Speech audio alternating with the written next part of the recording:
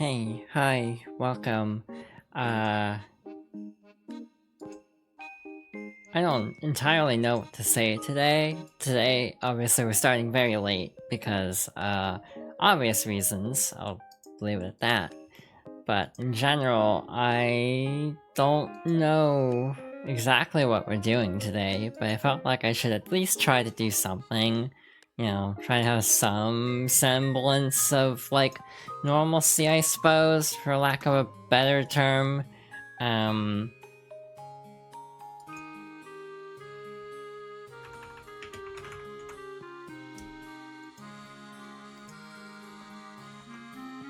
So yeah, at the very least, we'll end up just kind of chilling for a bit.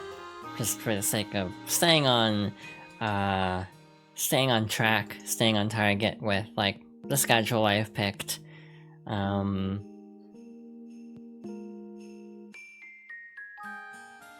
yeah, it's been an interesting, span of time. Don't entirely know what to say, in a way. In terms of, like, a game, I was not feeling up for Zelda today, unfortunately. So I might beat up Webfishing in a bit, because I got playing that last night, and was enjoying it quite a bit, so that's an option. There was the new Stardew update, it finally came out on console, so I could always boot that up on Switch. I should update that, actually. I don't think I've even done that. Which kind of shows how, up-to-date I am on things.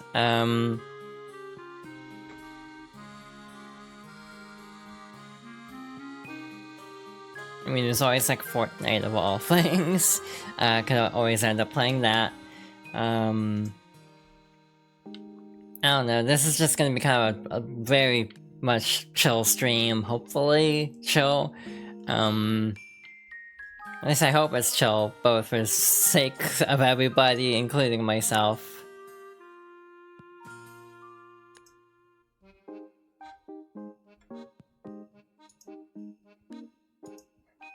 Normally I feel like I let the music play longer before I start talking. I didn't even set a category for this stream, because I'm like, I don't even know if I want to be in the just chatting category, or just kinda laying low today. It's kind of my mood at the moment, is just chilling, laying low.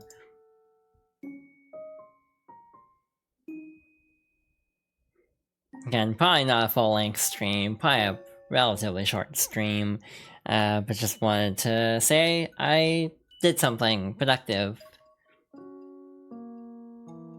Again, can always beat up, like, Guilty Gear, that's another option. But yeah, it's sort of weird to be like, hey, I hope everyone's doing okay, because I think I already know the answer for a lot of people.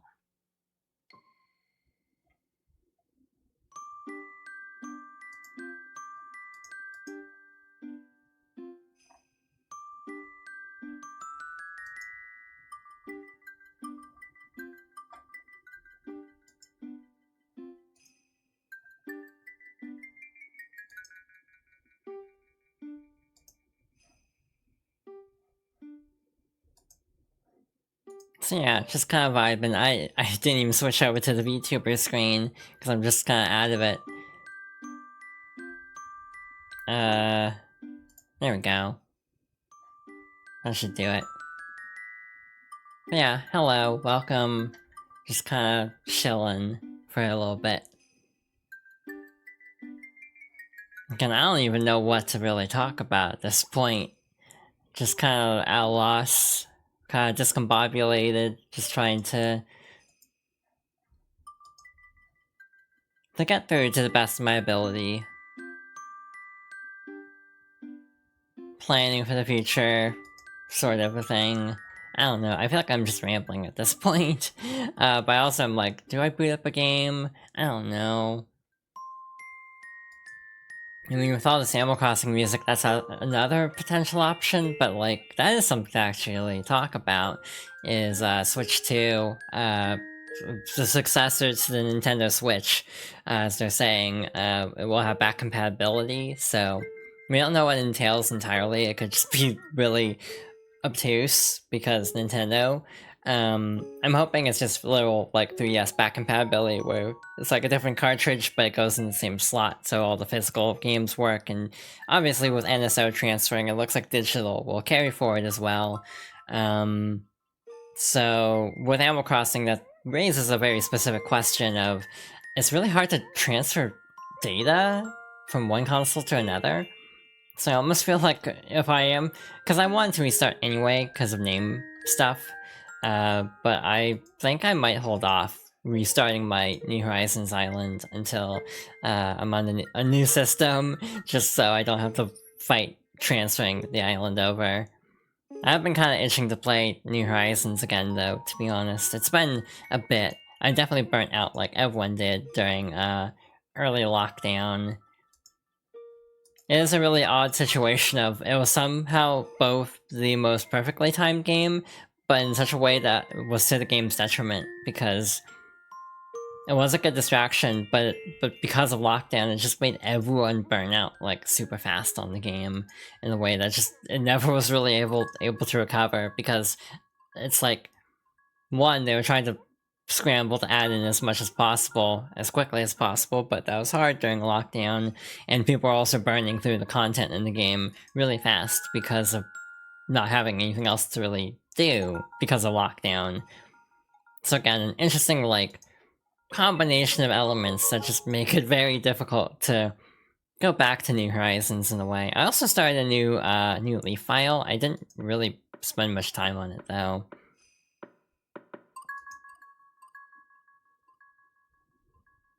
It's like a feeling where the perfect Animal Crossing for me would be like a hybrid, where I do miss aspects of New Leaf, but I also like certain quality of life features from both. Like, obviously, I'm not a fan of tools breaking.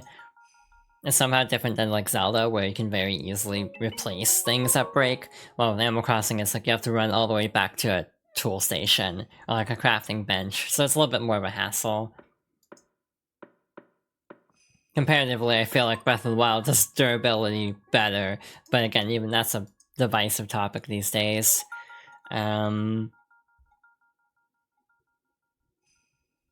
yeah, I think I should just boot up something, just for the sake of being semi-productive. That was the wrong button. The TV was already on. So I have a weird setup. I have basically a TV next to my monitor. I have one HDMI in connected to a splitter that has all of my consoles, including the capture card is hooked up to that. But also my PC is hooked up to that, so for a dual monitor setup, I'm essentially using a TV as my second monitor, which is a little bit inconvenient sometimes. As someone who tends to multitask probably too much for my own good sometimes, I definitely feel like I, what am I trying to say?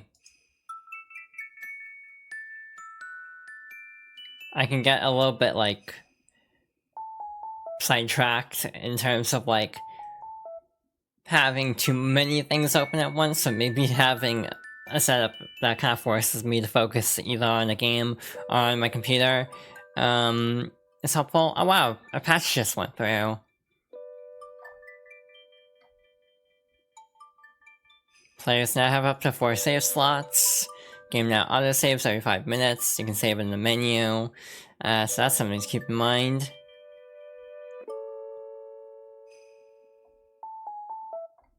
I'm just reading Webfishing patch notes of all things.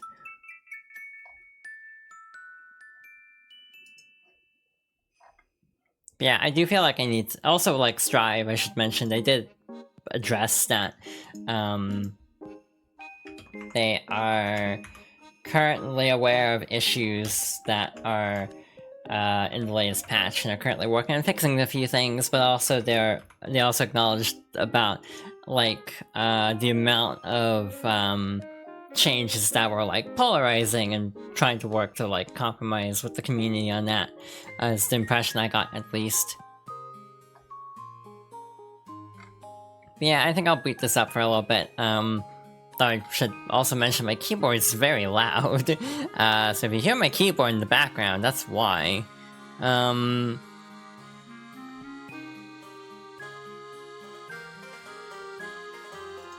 this is not a controller support game, unfortunately, because I usually prefer controller support if it is an option. I think I sized it correctly yesterday. Hi, welcome. Oh, that caused a little bit of lag, actually, when I opened up the game, which is kind of like standard. But hello, welcome to this very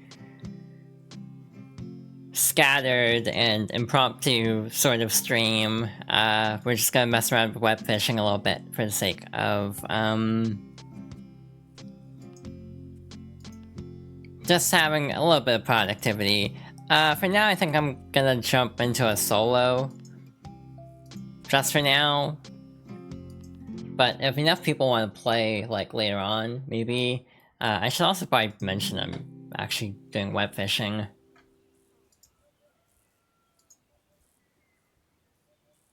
But then that means I'd have to go through every place where I put my link and post about it, so that'd take a bit.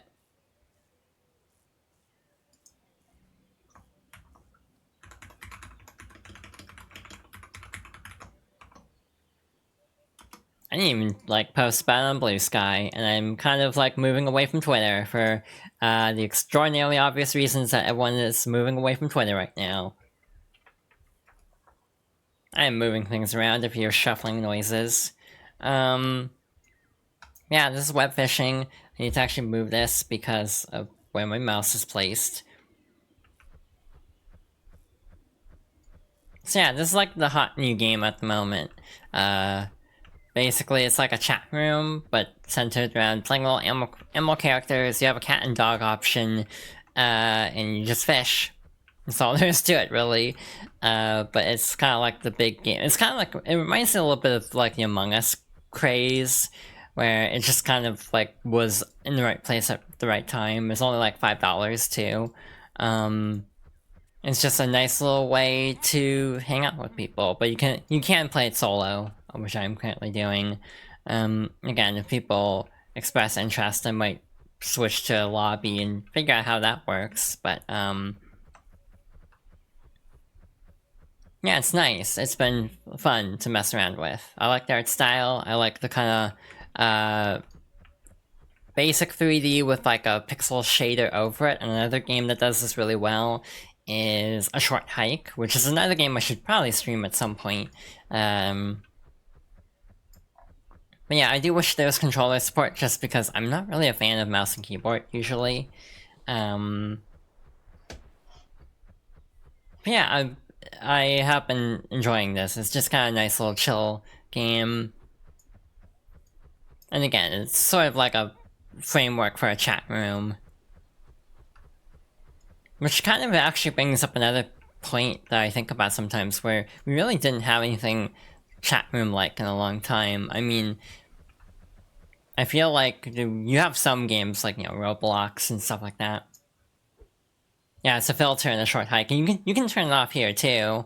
This is a bad time. I'll wait until I catch this fish before I try to explain this. Yeah, one thing I need to actually sort out is where to put things on screen, like the little Ko-fi or coffee link. It would be where my model is right now, so I'm trying to figure out where to place everything if I want to have that on the stream at all, actually. Or like on the gameplay screen. Oh, I was definitely zoning out there for a moment. The game feels very quiet. I can definitely turn that up a bit. I can probably turn it up in the actual menu. Because I think it starts at 70%, so we'll turn it up to 100. Like so. But just to show it off, you can turn up the pixelization as well. So it looks like this. But then you can also just turn it off entirely. I did not mean to return spawn, but that's fine. But yeah, you can turn it off if you prefer that. But personally, I kind of like the pixelization in both. It kind of adds to a nice aesthetic to it, so we'll stick with that for now. Again, this is gonna be very low-key, just kind of Just kinda chillin'.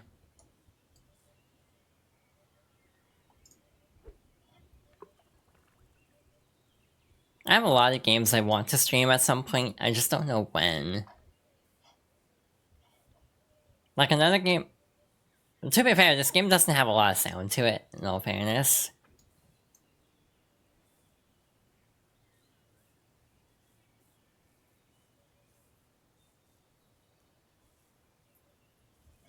Yeah, this is probably gonna be a short stream also, just kind of me vibing for a little bit. Wanted, I guess like an excuse to hang out a little bit, even if I'm not at 100% for the obvious.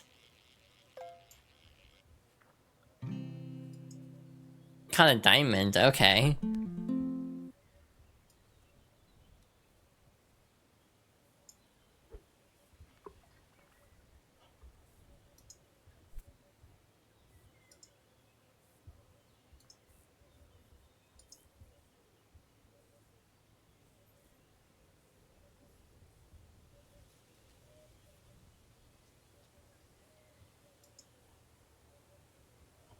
Yeah, I hope everyone else is doing okay, or as okay as can be expected under the circumstances, shall we say.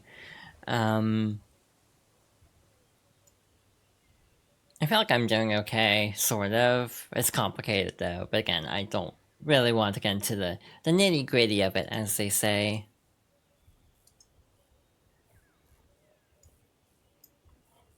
I should probably have posted about streaming in more places than I did, but I kinda forgot, because I am a very organized individual.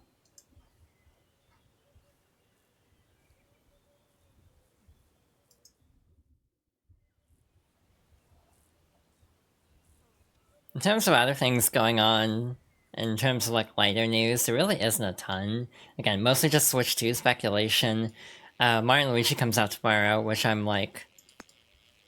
I don't know how I feel about it. On one hand, I am excited about it, but I'm also like, I don't know if I want to play it right now.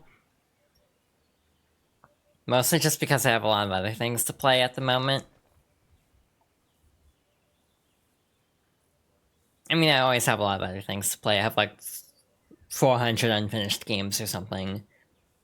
And instead I'm just playing Strive a bunch.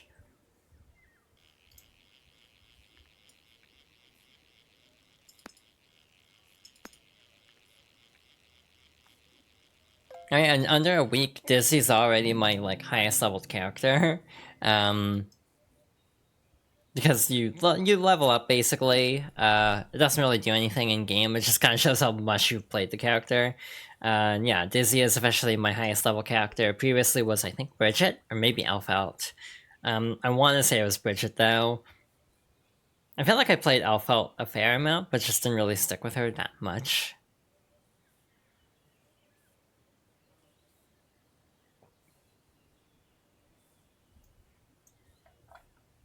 It's kind of a character crisis. This is a common thing in fighting games where it's like people try to find a main. For me, it just was a case of I ended up going with my old main and just needed to wait for it to be added in.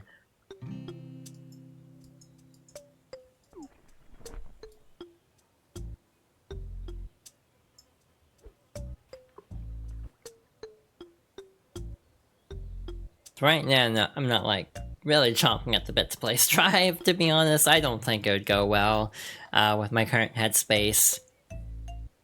I think I'd just get mad at the game, to be honest, if I tried to play today.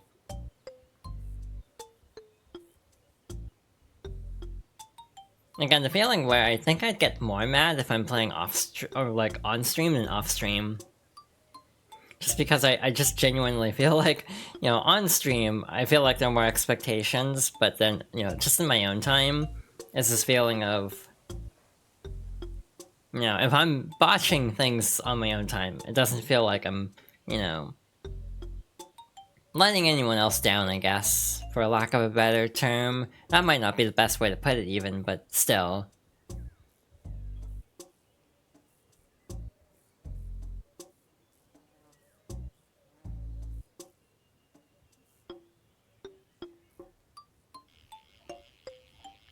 Yeah, I'm gonna keep trying to stream as much as I can. I might even add another date. I might try to do a Friday stream, or like maybe tomorrow even.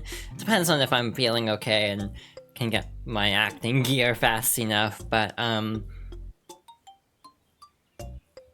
considering trying to squeeze in an extra stream to make up for the lack of Wind Waker this week, because that was supposed to be today, but one, late start because reasons, and second, I just was not in the mental headspace to try to keep track of everything for the sake of a randomizer. This is very low-key.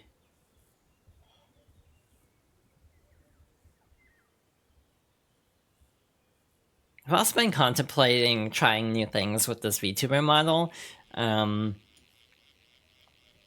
but I actually don't know, because I'm not really artistic enough to be able to make things on my own.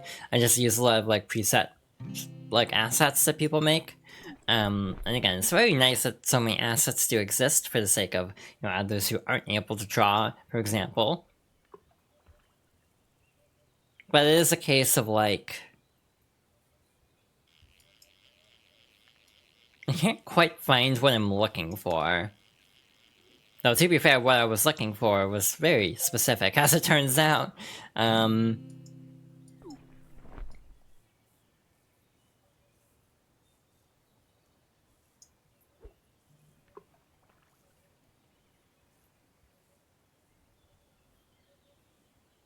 I've also just been kind of thinking about how I handle my identity on stream.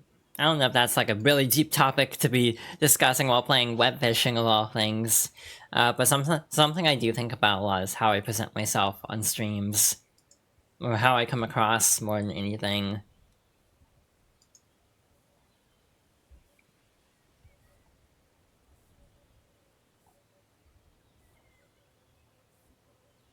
It's like, you know, I feel like with this particular, I don't know if persona is the word I'm looking for exactly, but with this particular vibe I'm going for, I feel like I'm trying very hard to like accentuate aspects of my identity in this design and just the name of my current account and things like that, and just trying to be like, you know, upfront about aspects of myself. But I guess maybe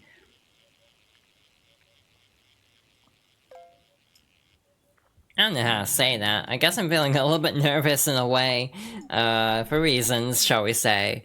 But there's also a part of me that's just kind of come to terms with this feeling of like, I don't want to stop being me. I want to just be myself when I am around friends, when I'm streaming. Just, I don't want to like hide myself anymore, if that makes sense.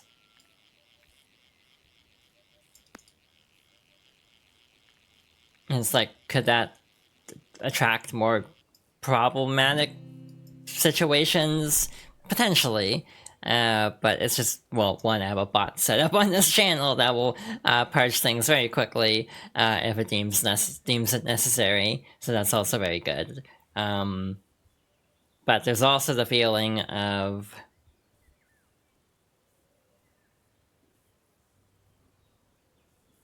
I guess I don't want to hide myself anymore. I spent, what, almost 30 years hiding who I am.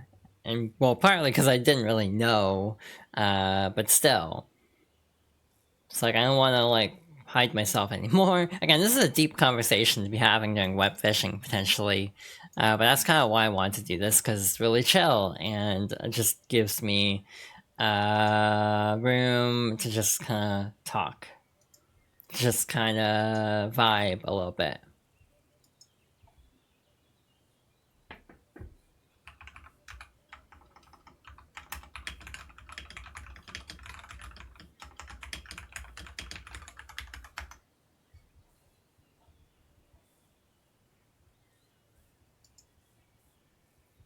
Yeah, I understand, and I'm sort of trying to put on a brave face today, definitely while streaming. Again, probably don't want to get into it too much in detail, for obvious reasons, as this is sort of meant to just be a break from it in a lot of ways, both for others and for myself.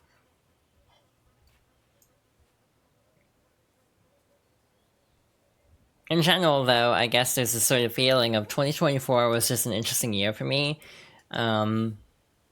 Because I don't really feel like I made the most of my life for the longest time. And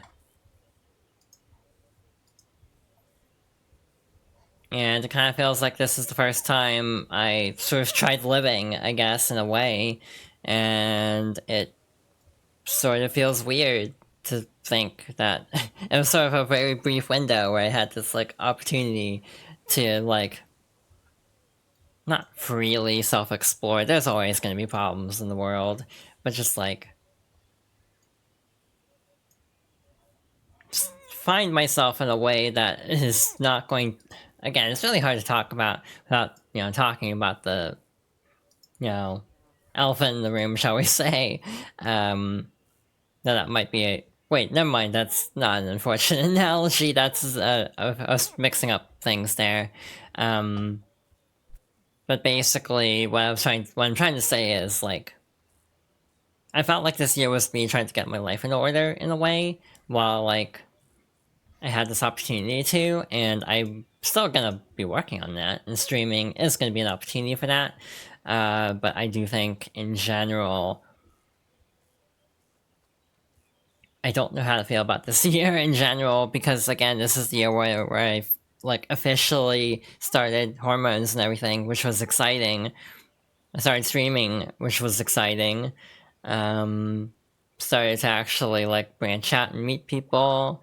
So in a lot of ways, this year was like a self-discovery year, and that's not gonna change. I'm gonna try to keep working on self-discovery while everything is happening, just for the sake of, like, hey, even if everything else is uncertain, I can always just work on myself in the meantime. And I almost feel like, in an odd sort of way, it's scary. Life is always scary for me, but I've also lived in fear for so long that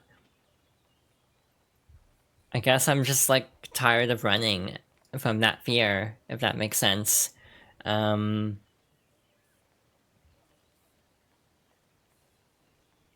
guess there's this recurring sentiment of, like,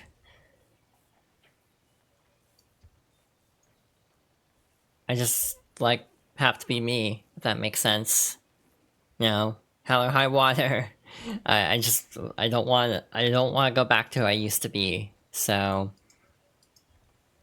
we'll see what happens. We'll just make the best of the hand that has been dealt, and we'll go from there. And again, at least compared to 8 years ago, I'm more involved in, like, communities, and have a lot of friends and a partner to help me through all this, and help each other through all this. But, like, it's still scary.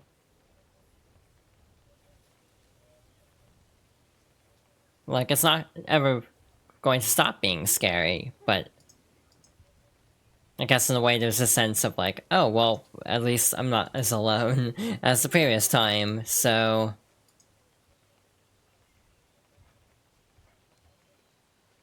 there's a slight comfort in that, if that makes sense. I feel like I'm just rambling, but again, this kind of, wow, this is, like, taking forever, by the way.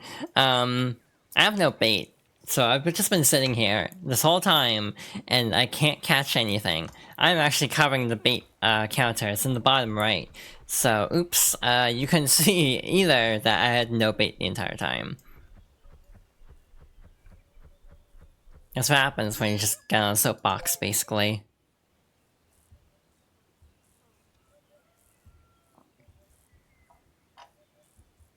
Don't really have anything else here, so guess we'll just head inside, sell some stuff, see if we can upgrade any equipment. That is not the right button. I don't like keyboard. I'm sure I'm gonna get called out in a moment, but I actually really don't like playing on keyboard almost ever. I almost always like playing on controller. So there's a story behind that. I never really liked playing games on PC as a kid, because I never really had the position of, was never really in a position of, like, being able to get the best of the best. So always trying to run games on like budget laptops and things, it just never actually worked well. Oh,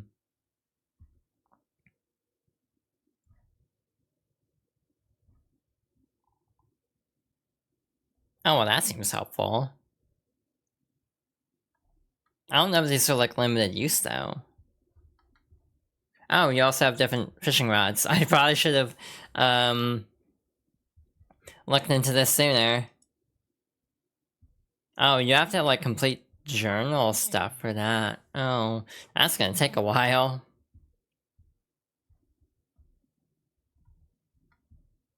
I also have these.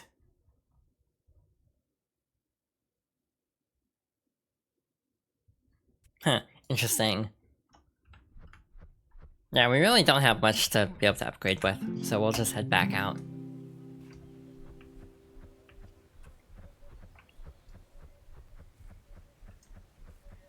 Yeah, this has been a weird year, for sure. I know a lot of people had a very bad 2024, and I definitely did not have my best year myself, in all fairness, but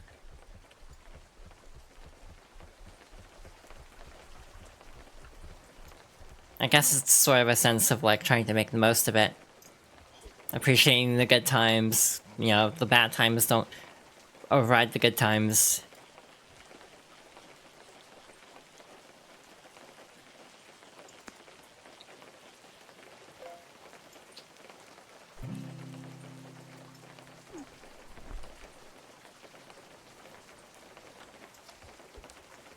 Yeah, this game is very chill though. I am enjoying this quite a bit though. My biggest issue with this game, if anything, is just I feel like it's a skill issue on my part, where I'm bad at asking people to play games with me, so I feel like a lot of times I'm just gonna end up playing when other people are setting up lobbies, instead of, you know, me having, like, taking the initiative and being like, hey, let's play Webfishing, or let's play, like, whatever, XYZ game.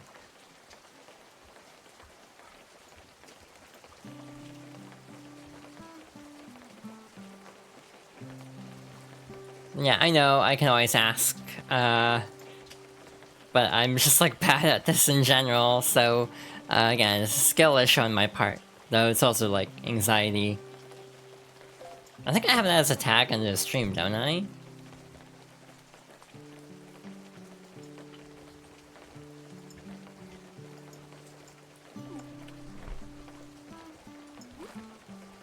Oh wait, we keep catching stuff, and I'm like, okay, is this a sellable, or what? Oh, this is like sellable, okay. So you have different like sizes too you can catch. Freshwater, saltwater, depth of the different categories. Yeah, I'm just kind of getting used to all this basically. Again, I have not been playing web fishing very long. Yeah, it almost just feels like one of those right place at the right time kind of games. Where it's like, this is definitely something that...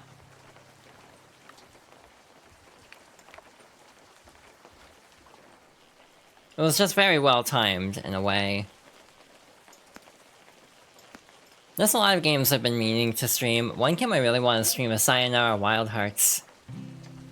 They actually put out a new game recently, that studio, Lorelei and the Laser Eyes, and that was the game I was really looking forward to, but it kinda got overshadowed, and I never actually played it, or anything else that came out that day, because Animal Well was the same day. I feel like if I say Animal Well 3 times in the mirror, I'm gonna summon Red, though. Based on prior experience of talking about Animal Well.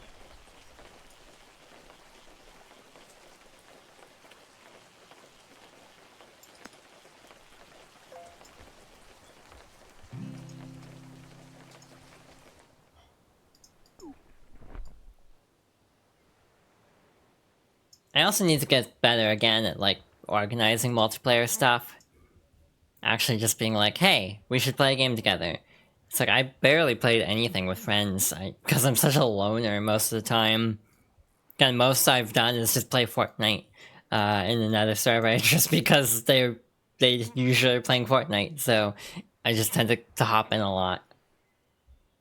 I'm still worried about like streaming Fortnite though. I don't know if Fortnite has like a stream sniping problem. But yeah, also because I've kind of been on a soapbox this entire time, I do appreciate all the kind words in chat, all the head pats and everything.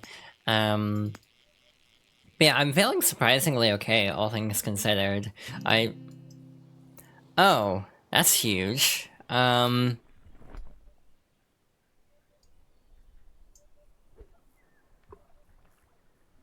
Like, maybe it's just the way I decompress. I just get it all. I got it all out of my system for now earlier before I stream, so now I'm just in like a weird calm state when actually trying to stream.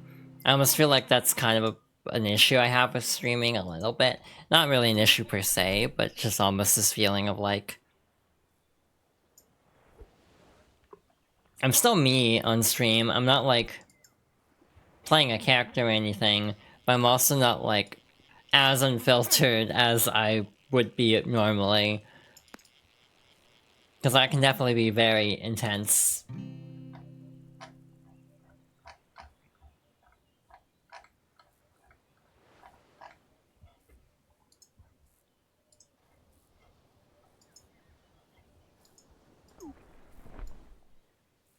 I guess it's also partly the vibe I'm going for on stream. I'm trying to be like very calm on purpose. Whether I need to be calm or not, that's a whole other discussion, but I feel like I just kind of enjoy... I'd like my streams to generally lean calming, even if I'm like considering playing RE2 on stream at some point. Again, I missed the opportunity just because of scheduling. Didn't have enough time to do a Halloween thing. But like, if I ever play Resident Evil 2 for Halloween, it's still gonna be a chill stream, or at least I'd hope it would be. Despite how violent the game is, I would at least try to like warn people about jump scares and everything, because I played RE2 specifically, the Claire route, like 10 times. It's probably more like 12 times now, because I just did a run not that long ago. Remake, probably. Though I guess actually original would be an option. I've only done one run of the original. I did a Claire run before playing the remake to kind of get a feel for a few things. I didn't get around to Leon, though. Then that's more of a personal bias issue at that point. Though this would have been before I was even out, I think. This was 2019 when the game came out. So yeah, this was like kind of in between my initial egg cracking and me actually thinking about it, because I just put it off for a long time. Basically, lockdown gave me an opportunity to like grow my hair out and everything, not have to worry about like, you know, presenting super mask anywhere, and that was my way of experimenting at the time. But I've always generally leaned more towards playing female characters in games, if there's the option.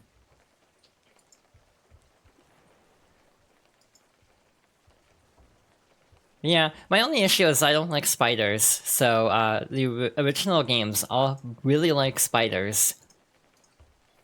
Again, that's the one thing that kind of stops me from really enjoying those games.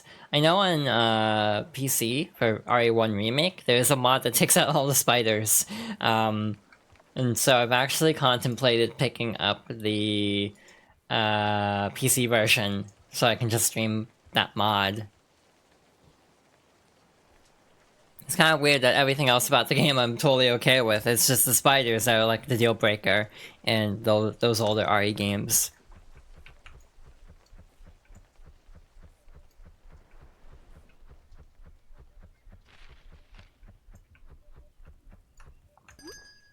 I dread the time when they actually start putting spiders in the current games.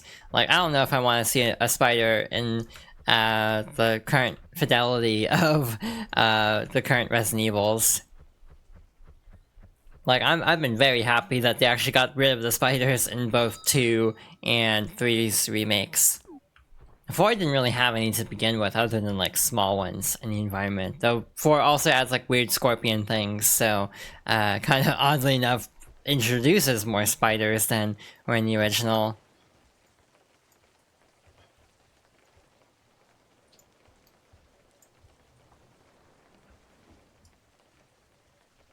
But like, if we get to say Code Veronica, that's gonna be a problem if they actually adapt that faithfully. Now, games have been getting better about that, like, arachnophobia modes are a thing, and even, like, Capcom did that for, Wilds. Like, there's an arachnophobia mode. It's funny, I didn't know what it actually did at first, until someone in a server I'm in mentioned, like, oh yeah, if you see, like, slime enemies, those are, like, insects that the arachnophobia mode replaced, and it's like, oh, well, that's a good way to handle it. I didn't really play much of the Rise or the Wilds beta. I'm not super into Monster Hunter though. I own Worlds, and I own Worlds and I own Rise, but I've like barely played them, to be honest. As in, I've literally done the character creator and that's about it. And I've played like demos for a lot of Monster Hunters. I feel like I'd enjoy it more in a party, but the inherent problem is I'm pretty sure everyone else I know is like super far into the game, so I don't know how well the balancing would be unless people like start a new file or something. Yeah, I know people like Peter in chat has definitely asked me to play Rise with a bunch of friends. Worlds is not an option, unfortunately, because I don't have the PC version, and I'm not entirely sure if I'd want to rebuy it, to be honest. It's only like $13 usually on like Steam sales, so maybe. But these days, it's like I should probably try to be a little bit frugal, to be honest. Like, there are a lot of cases where it's like, I could buy a game.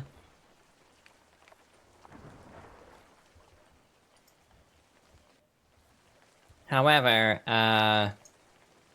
oh hey, that got redeemed finally. I was wondering how long it would take for people to notice I added that. I added a redeem because of, like, voice training, and I'm really bad at it. I like remembering it. Like, I just sort of adjust my resonance slightly, and then that's about all I do. But, basically this is a redeem specifically to have me say, heat from fire, fire from heat. I don't know if that was any good, though. And I like how I immediately went back to my normal tone of voice immediately after saying it. I don't know how that even became a thing.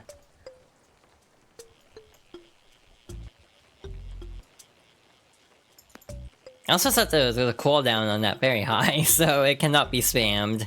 That is very much by design. Because then if it's set to like no cooldown, I'll just be saying heat from fire, fire from heat, like for an entire stream.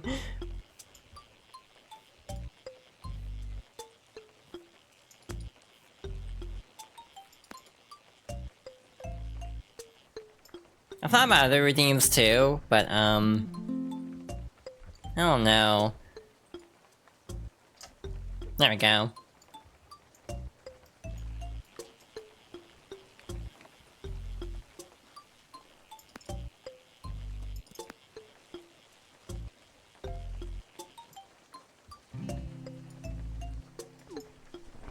Cut a pike.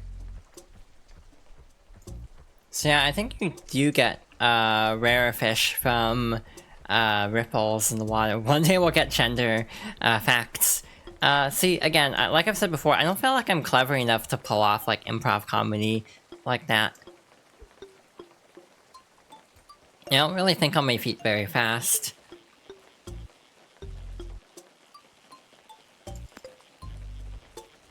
I thought about a point redeem that's like adding games to a wheel in order to actually spin like every month or so, and then like whatever it lands on is what we play for like a stream. And if I like it, we'll keep going with it. If I don't, it'll just be a one-off. But I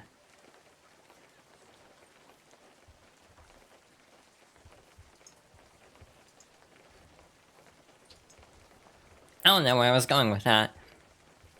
I mean, right, the redeem idea. Just like as a way for people to like recommend games from my backlog specifically for stream.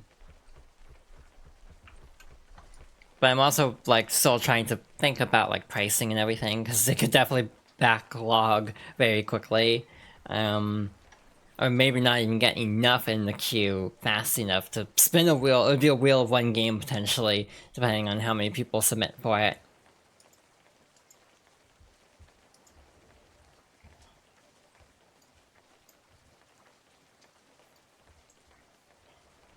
Yeah, I feel like I'm talking very quiet this stream.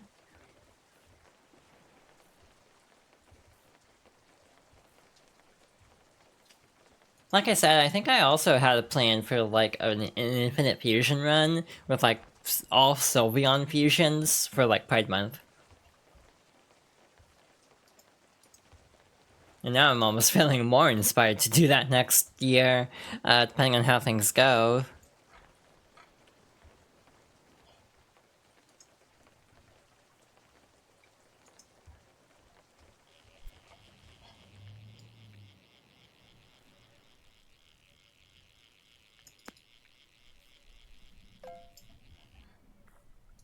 I have a lot of things I need to set up. I need to like work on getting like a server going. Partly for the sake of call, like to have people on call to help me out at times. Though for a lot of games, I feel like I do an okay job. At least I hope I'm doing an okay job of maintaining conversations, even during hectic gameplay. Like we were playing Ring Racers last time, and I feel like I was doing a shockingly okay job of keeping up with chat, and also not completely careening off the track. Which again, in my case, I almost attribute to ADHD helping me to like split back and forth my attention as quickly as I do usually.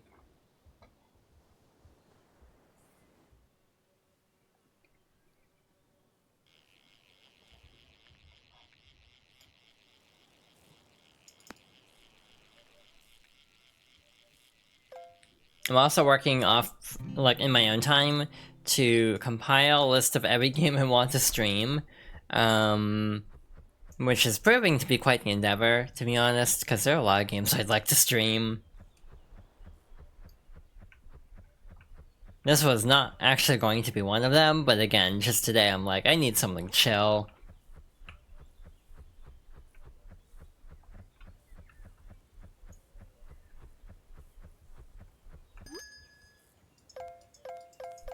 Oh, we are over $1,000. We got a new title, I want to see what that is.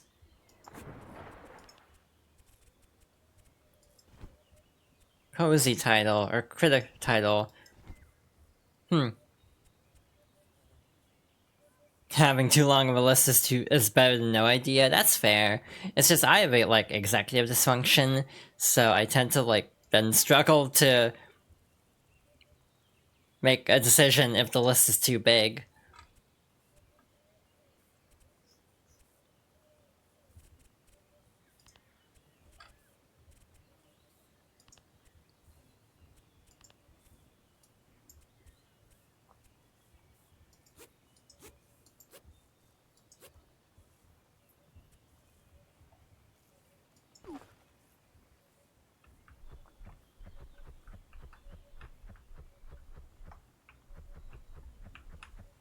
And yeah, part of it's just like trying to figure out like would a game like Resident Evil be fun to watch me play? It's like I'm trying to gauge basically like audience, I suppose, for lack of a better term.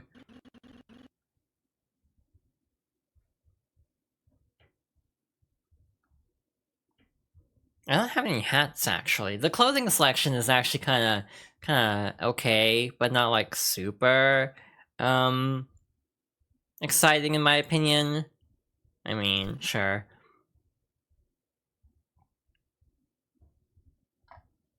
It's like I feel like I need to have that one. Yeah, I could always just put everything in a number. That's why I was thinking about the idea of having people submit stuff and then then have a wheel to basically choose from there. Oh, a hand labeler, that feels dangerous.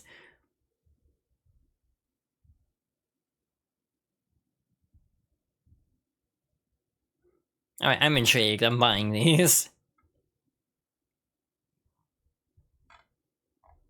What's the other thing I was considering? I feel like there's something else.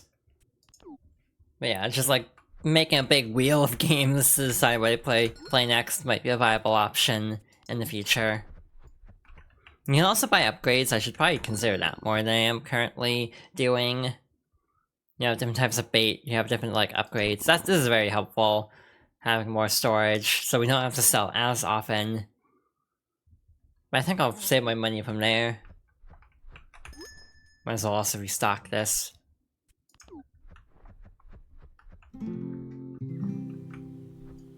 Yeah, also just to kind of encourage, like, you know, having it as a point redeem in order to, like, have it a little bit more personalized in a way. Have, like, you know, submissions being directly from people in chat.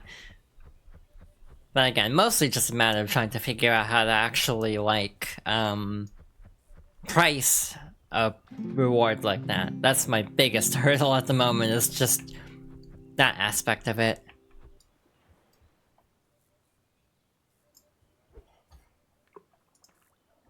Because if it's too low, then there'll be too many games, and the wheel will be astronomically large. But then if it's too, like, pricey, then maybe there won't be enough, period. So, trying to gauge a good benchmark for it.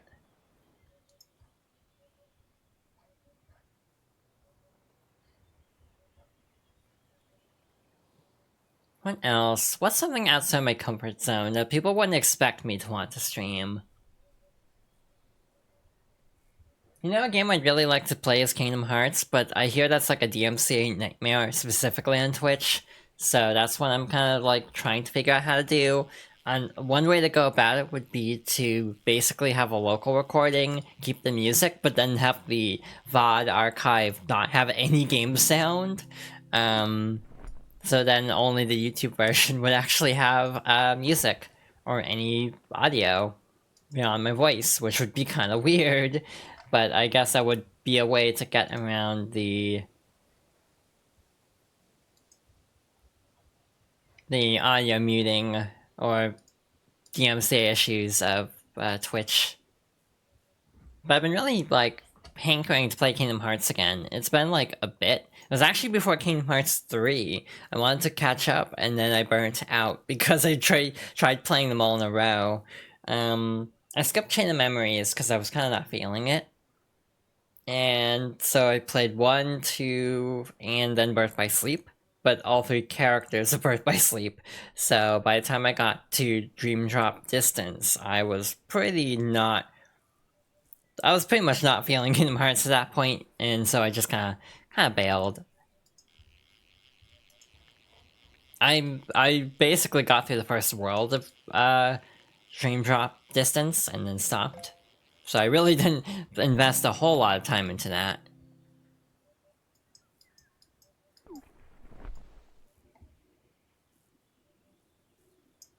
You just need a master. I know a lot of Kingdom Hearts, like, people who are really knowledgeable at Kingdom Hearts, like Zarin also could definitely help me with a few things. And if I ever played Kingdom Hearts 1 specifically, I probably would ask for help because I'm garbage at Kingdom Hearts 1. Fun childhood story. First time I played Kingdom Hearts 1 on PS2, I got stuck on every world for about 2 hours, more than I needed to, because so much of that game devolves into backtracking to very specific rooms. So, I mean, we could jump. You can jump very high in this game, potentially. Well, it's more like bouncing off a mushroom, but...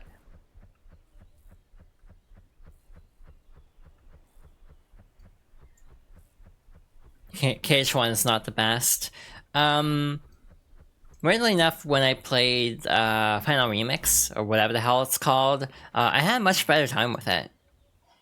Partly because I actually knew what I was doing, and partly because there's like actual camera control. So I actually did enjoy it on my second time a lot more. I think I even maxed out the journal to get like the secret ending and everything. But I never went back for the whatchamacallits, the achievements for like, oh, beat this difficulty at like, you know, level 1 or something. I don't know if there's actually like level 1 trophy. I know there's like a speedrun trophy though. But then also, like, that was a gender ago, so I have no achievements now in Kingdom Hearts 2, or any of the Kingdom Hearts games. So that's part of the reason I'd be interested in trying them out again, is just to re-unlock some of the achievements. I've actually heard some people say actual original Chain of Memories might be a little bit better than Recom. But again, I have no horse in this race. I have not played either very long. But I have heard some vouch specifically for the GBA version. I also really wish they had done something with not Dream Drop, 358 Days Over 2. Or however the hell it's said, because I really wish the gameplay aspects of that were preserved. I know that game is generally seen as kind of a slog, but apparently there's like a couple of things that were not included in the movie version. So people are like, wow, they left out really good scenes. So I wish they would go back and just do a full remake, like a 358 Days Over 2.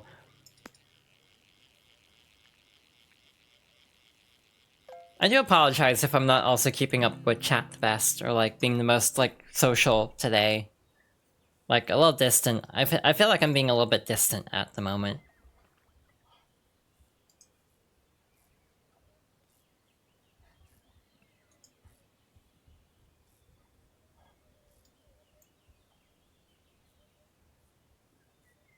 Let's see, and I never even played 3. I have it. It was like $10, and I have it. But I also don't have Remind, so I hear Remind fixes a lot of things. But again, I don't really know a lot of the details, except people have strong opinions on the ending of 3 Vanilla. I got an achievement. Catch 100 fish. I don't know if you could hear the achievement sound. I don't know if that picks up with the way I'm capturing this. Or if that's through Steam specifically, so it wouldn't be heard.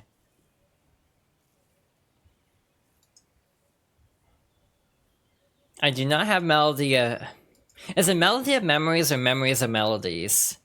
I can never remember which one it is.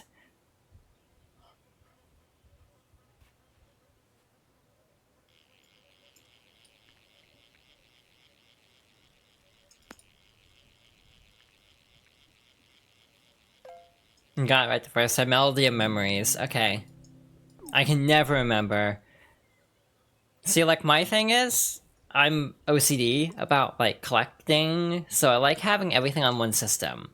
Traditionally, I like having everything on one system, but, like, there's a bonus song in Smash if you play Melody of Memories on Switch, but I say that like I'll really devote time to Smash ever again.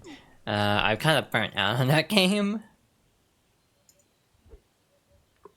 Yeah, it seems okay enough. Apparently there's some relevant story, but I am, again, way too far behind to even have any, like, clue what is canon anymore.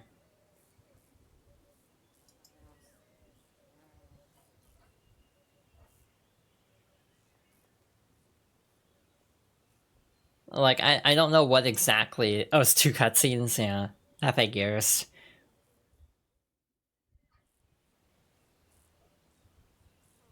And Cage 4 is still MIA, though I think we'll actually hear about it soon.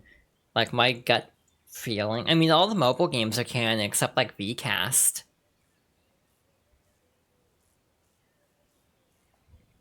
That is a sentence and I'm trying to process it. It's 3 MOM4, like, huh?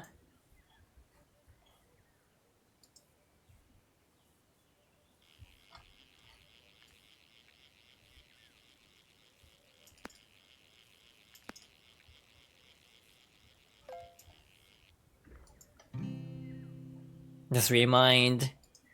Yeah, I heard good things about Remind, except for... There's like one boss that's like really difficult, and not the fun difficult, like the actual super boss of Remind. But like one fight in particular was like really annoying, apparently, but I also don't know which one it would be. But I also remember hearing that the actual like new fight, like the cool bonus fight, is actually really good. And it's also just Tetsuya Nomura being very petty. 3 Remind MOM4. Oh, it's like the amount of cutscenes or something. Oh, I'm like getting very confused, but I guess that's like part of the course for a Kingdom Hearts conversation.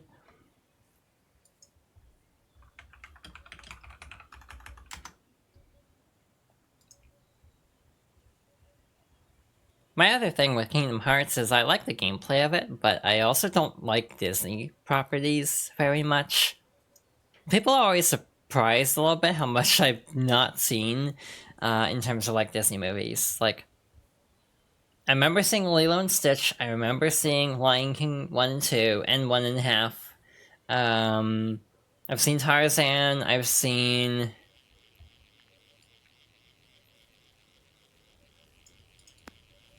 Brother Bear. I've seen Tangled, Frozen, Chicken Little. It's like the amount of Disney movies I've seen is very sporadic and also like very interesting choices, to be honest.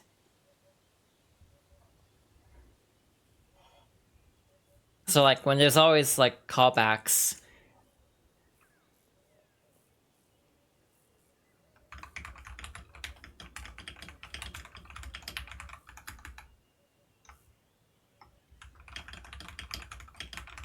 Like when there are callbacks, I don't really get them. Is Brother Bear in Kingdom Hearts? I wish it would be.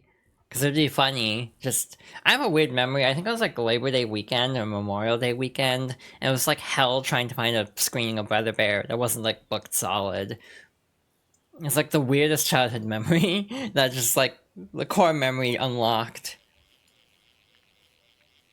Yeah, I'm in the same boat. I like Pixar a lot more, but even then, I'm kind of like iffy on Pixar. Whenever people ask like, "What's your favorite Pixar movie?" I usually say, Finding Nemo and Toy Story 2. Toy Story 2, I think, was the first movie I ever saw in theaters. I was probably like 4 or something.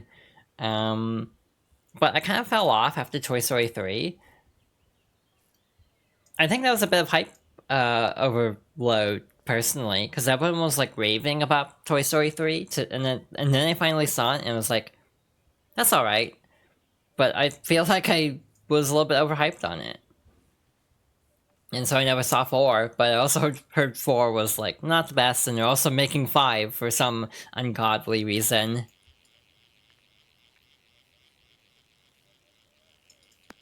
Those are also very good choices. I've actually always been kind of like partial to Up also, but the problem with Up is I feel like it's a good movie, but like the really amazing part is just at the beginning. So like past the opening, I feel like it's a little bit more run of the mill sounds like harsher than I mean it to be, but that's kind of the expression that comes to mind, where it's like the opening of Up is the really like unique part of it, and then it's just kind of like standard, pretty good Pixar movie beyond that, I suppose, and it's just kind of riding off of that really strong opening. But again, Up is not a bad movie by any means. It's just my favorite part is the first 10 minutes of it.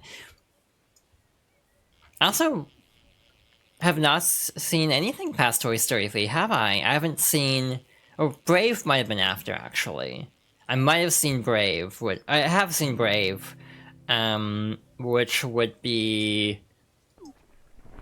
I think after Toy Story 3? I actually don't know. I've also seen Wreck-It Ralph. I kind of bounced off of that one, actually. For some reason, despite the, like, video game theming, it never really held my attention. But I'm also, like, very bad at paying attention to movies, so that's, like, not a surprise. I'm very much not a movie person.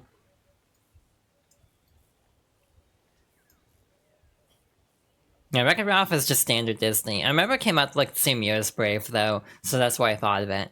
So it's like between those two, and there's a lot of like contention over like Brave winning awards over Wreck-It Ralph.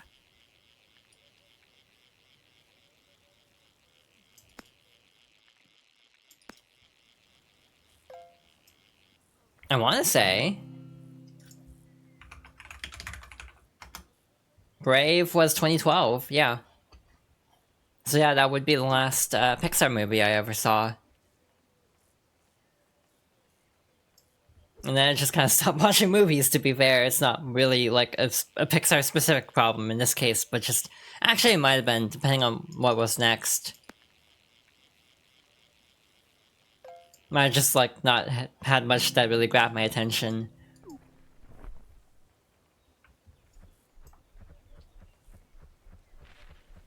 Yeah, basically then the sequels started hitting.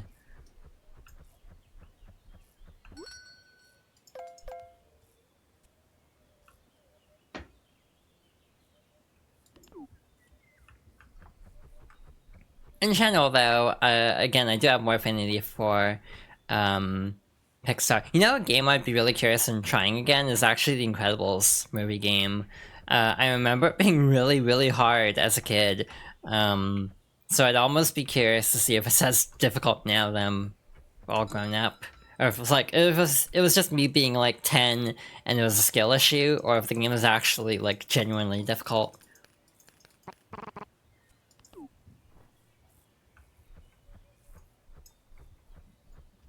Yeah, I remember liking the game quite a bit, but it was like really hard for a kid's game. And then there was like a sequel game, but it was more like a 3D beat 'em up, and it was like a lot more straightforward. But yeah, and then I didn't really ever hear anything particularly great about Incredibles 2, so I never saw that.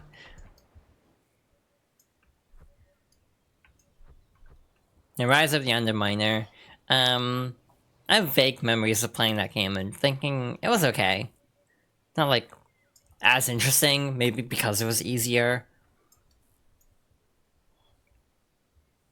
And they're also making Incredibles 3 for some reason.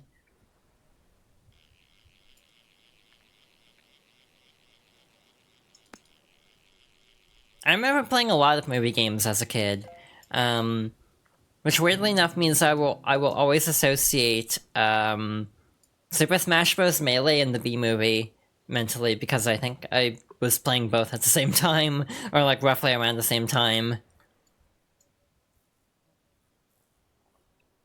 Ralph Wrecks the Internet, or whatever it was called, it's like, I don't remember hearing much about that movie either. It feels like a lot of these sequels have not really been big hits, like Frozen 2 even.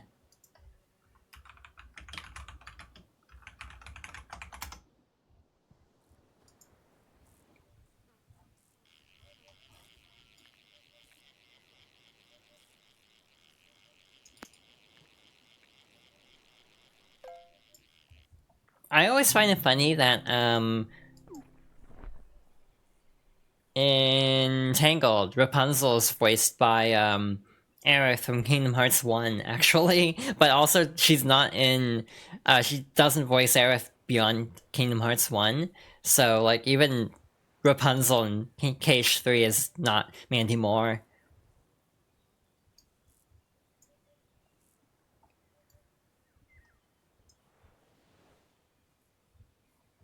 That's another game, FF7.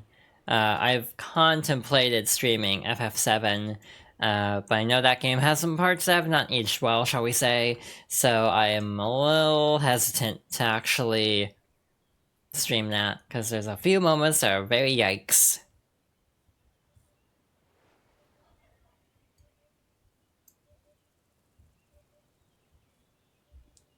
What else? Remake, though, I might actually stream if it wasn't, like, 50 million years long. That's my issue with, like, both games, from what I've seen. I've only played Remake 1. I have not played Rebirth yet, because I'm being stingy, and I don't want to pay $70 for a game. But Rebirth looks really fun. My only issue is I don't really like Remake's combat, and so I find the game a little bit dry. and then the actual exploration in Remake is really slow also. A lot of the whole squeezing through small corridors to mask a loading time that PS4 games had. But there's a lot of stuff in Rebirth I really like, so someday I'll get around to it. But the problem is, when is part 3? That's gonna be like 2027 or 2028.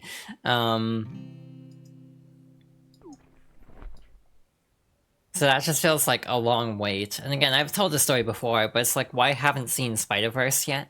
Because I'm still waiting for any info on like when Beyond is coming out.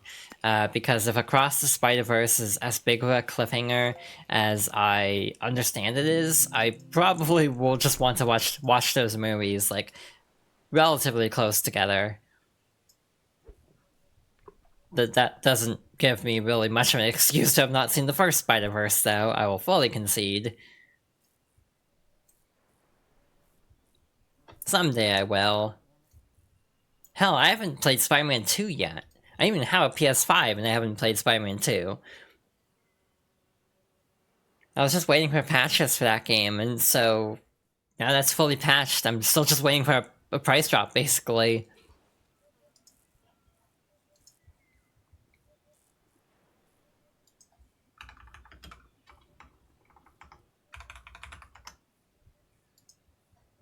Yeah, I haven't seen any of them. But also, like, for some reason that doesn't surprise me, because I feel like you've also mentioned not, like, seeing any Marvel stuff.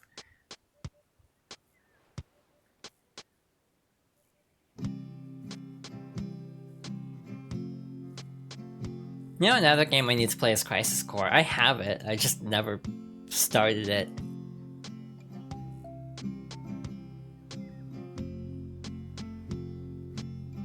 Another game I thought about streaming is Final Fantasy 13, just to see how I feel about it now. I basically saw a lot of Marvel stuff because of family wanting to see it. But that also led to a weird trauma spot where, like, because of like my dad being so pushy about like doing familial activities together, like seeing movies, it meant I stopped going to movie theaters like 20 years ago, and I have not been in a theater since because of like the trauma of being like guilted and pressured into seeing a movie. Plus, like, germophobia, sensitivity to loud noises, just, I'm not really into, like, the theater-going experience. So the only superhero movies I've seen are, like, the original Spider-Man movies, like, the Fantastic Four movies, the X-Men movies up till Days of Future Past, excluding, the Wolverine movie. Actually, both of them. I have seen Logan, though. For MCU, I've only seen Iron Man, Hulk, Captain America 1, and Doctor Strange, and then Spider-Man No Way Home, because I have nostalgia for the old movies. Also, I have seen The Amazing Spider-Man 1. Never saw 2, though.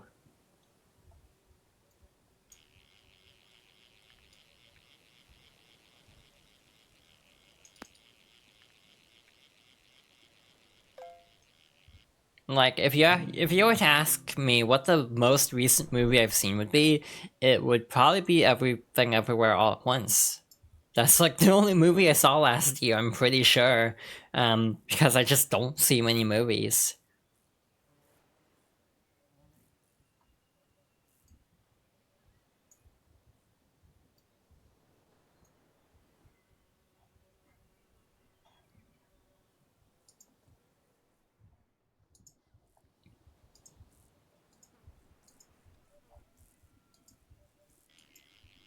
It's partially attention span for me, where, like, if I have to sit through a movie, I tend to zone out more. So mostly I just watch, like, Twitch streams nowadays. I've heard Deadpool and Wolverine is pretty alright. I've seen bits of it, like, you know, what I can find online of it. And it seems fun, but I'm also not super into, like, gore, so...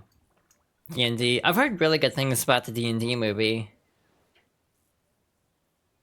Which also reminds me again, like, another game on my list of, like, I would love to play this, but spiders and gore is Baldur's Gate.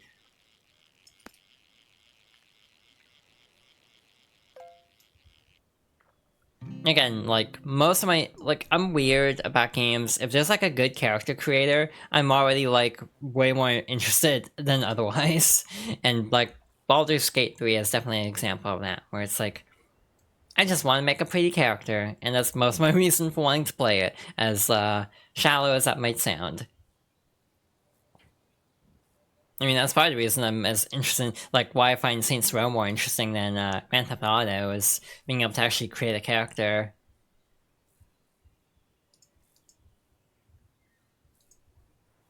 You want gender? Yeah, I want all the gender, basically.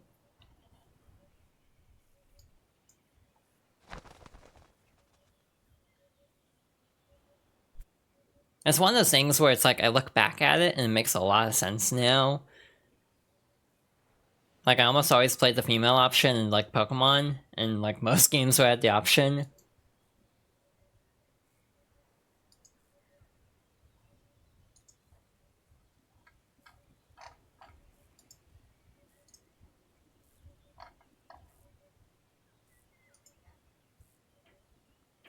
Would you be able to join to show fish? I'm actually playing offline at the moment, just for the sake of, like,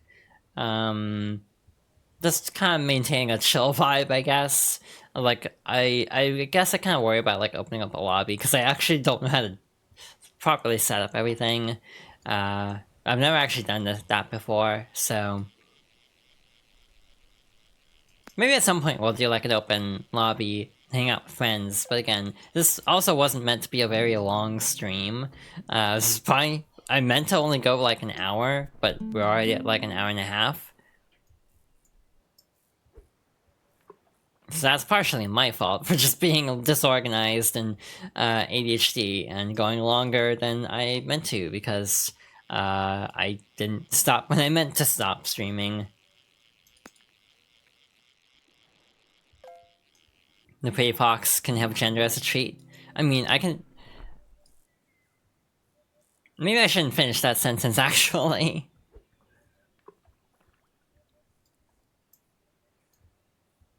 What else? What were some other examples of that? Dragon Age Origins was one. Mass Effect was one. No, please go on. Yeah, I think I'm good.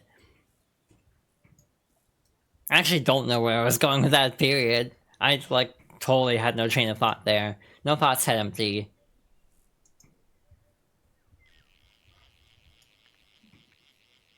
That's kind of the energy of this stream, is no thoughts head empty.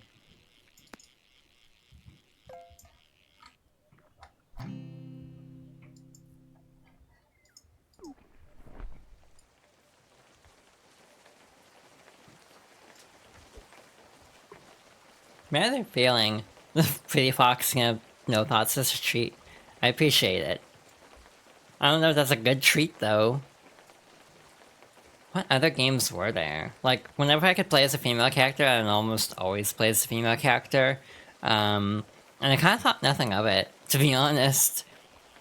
Now it's one of those things where it's like, when I think back to how much I did that, it's like, oh, well, that was probably a sign. It's like, yeah, that was probably a signal, or should have been a signal for something.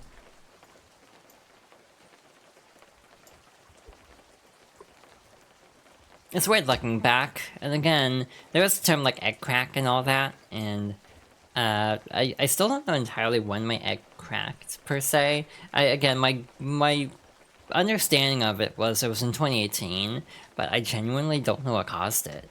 That's like the weird part. I just remember like telling someone like, hey, I might be trans, but like I don't remember what made me think that.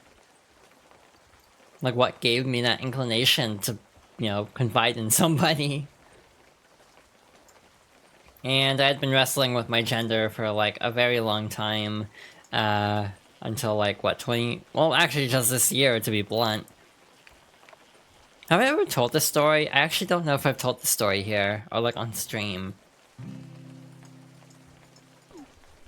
Just in case I haven't, basically, the long story short is, you randomly woke up one day and decided to become girl. That is also totally valid. That's kind of where I was. That almost feels like what happened to me in a way. Because again, it just feels like it hit out of nowhere for me. At least as far as I remember. And then the next several years were just spent with me wrestling with the realization of it. Tried going with non-binary for a bit. Decided, wow, this isn't working still. And then like in 23, I think I started identifying openly like on around Twitch streams and stuff as female. And then that kind of stuck. And then the next year, 23, was just me trying to convince myself that was the right call, basically. And then 24 has been the year of actually taking action on those feelings. And even then, I wish I'd started sooner. The whole process, I wish I'd started sooner, though there was also family stuff in the way, so I wouldn't have even been able to pursue it, like, you know, as soon as I had the realization.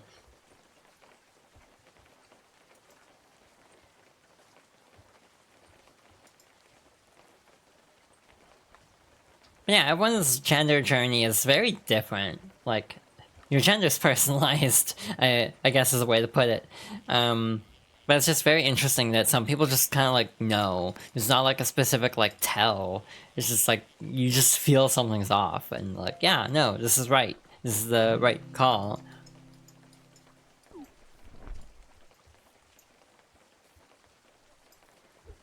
Again, very interesting how that works.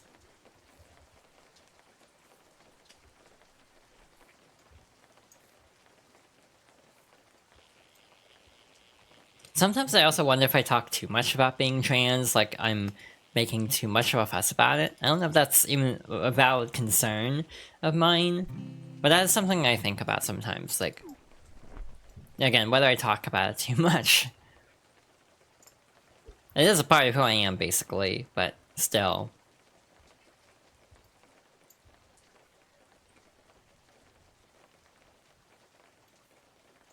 It's like, I almost wonder, like, what am I known for? Like, if you could pick one word to describe me, like, in terms of, like, my branding, like, what would it be? Because I feel like gender's already taken by multiple people in this community in terms of their branding.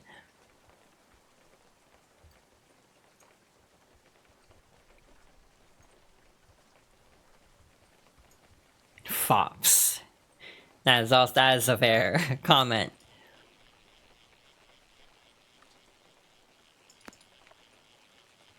I also went through and edited down the Guilty Gear VOD to upload as a standalone video, and I didn't realize that my tail was covering up some of the subtitles.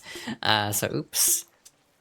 That's the one downside of being a multi-tailed fox, is it does block a little bit of the subtitles sometimes, or menus.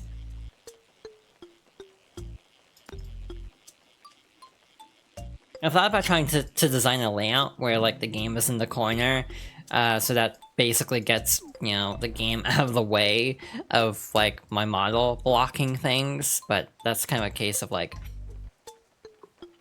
needing to put some time into actually designing an overlay of sorts. Yeah, I do wonder what, like, my overall image is for streaming. Because I can think of how I would describe my image of as a streamer, but I actually wonder if, like, what the overall, like, feeling is that other people would get from just casually watching me, you know, mess around in a video game. You don't see a problem? I mean, what if, like, there's an important menu that's behind this, like, all the tails, and you can't ever know because the tails are in the way? Like, you know, in Strive, if I just use this layout, you would never know how much meter my opponent would have if, or I would have if I'm on player 2 side.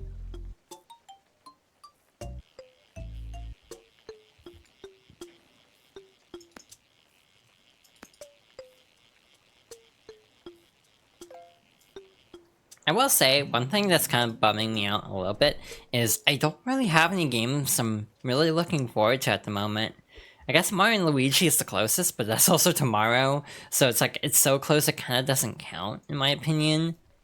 I don't know if that makes sense, but past Mario and Luigi, I'm not really looking forward to anything this year.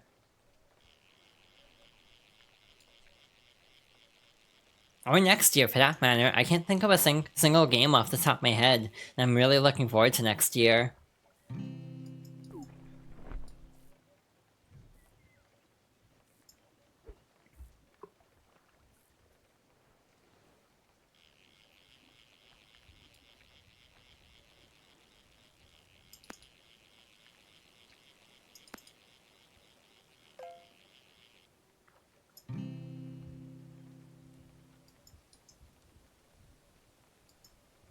So next year might be a backlog year, where I just try to catch up on stuff I missed.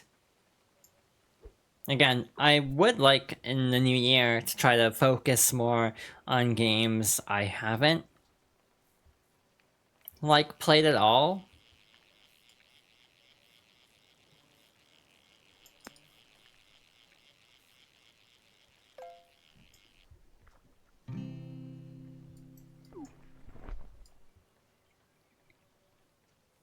Alright, Xenoblade X Definitive. That's like my next most anticipated after, which is very weird, because I'm not even a big Xenoblade X fan.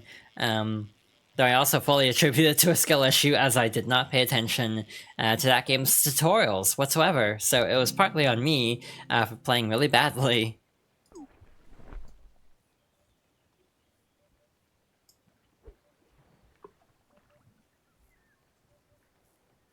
Oh yeah, Tales of Graces remastered is next year. As a Tales of Graces defender, I guess I'm looking forward to that. Xenoblade X gave you choice paralysis. Yeah, I can see that how that can happen. It's very overwhelming, to be honest.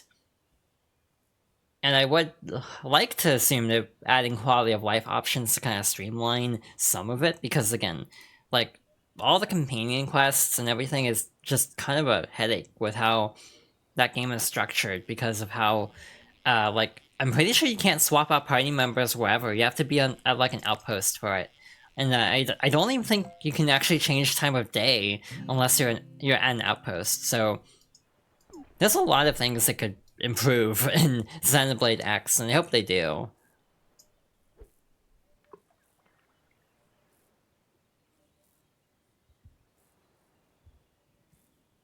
That was another gender game, I'm pretty sure. I think I played the female option there too. Let's see, Suikoden 1 and 2 remastered. Atelier Yumiya. I'm so behind on the Atelier games, though. I haven't even played Ryza, as much as people like to talk about her thighs. Again, that's like the only thing I know about Ryza, the Ryza games. That's the only thing people ever talk about with those.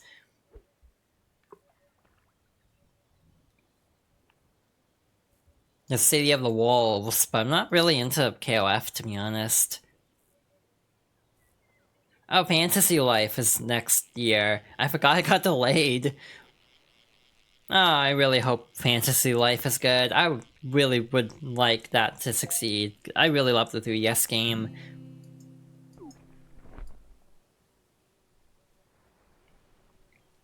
Not that level 5 is in very good shape, it feels like, but I would also love for them to just bring over older games. Like, I would love a Professor Layton collection of, like, the older games on, like, Switch or something.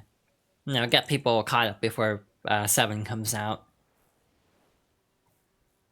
You know, there's 2XKO, but again, there's, like, the appeal of the characters of League, but the lack of desire to play a game centered on League.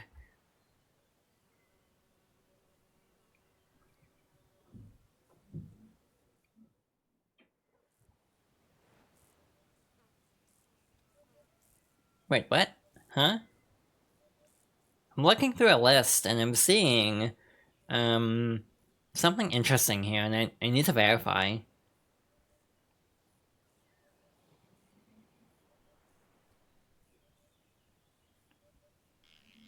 Oh, fish.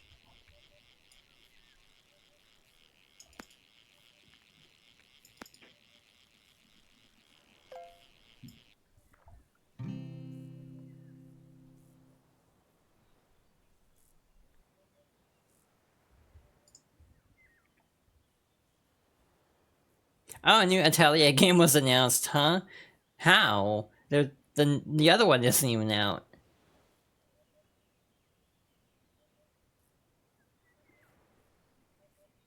Atelier Wrestleriana. Wrestleriana.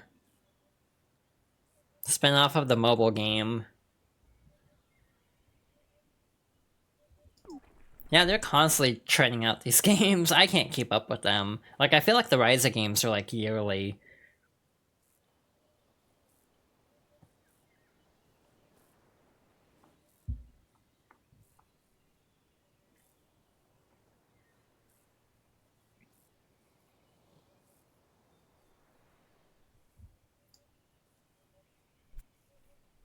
Oh yeah, Pokemon Legends ZA. That's I'm kind of interested in. We haven't seen anything though of it, so I'm not like overly hyped for it until we actually like know the gameplay loop.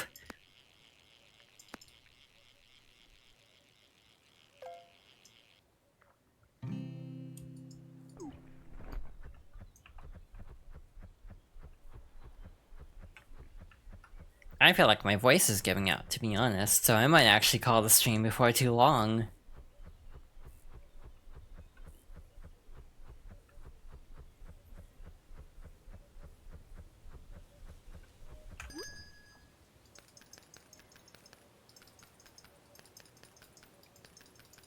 Again, I streamed a little bit longer than I thought I would, so...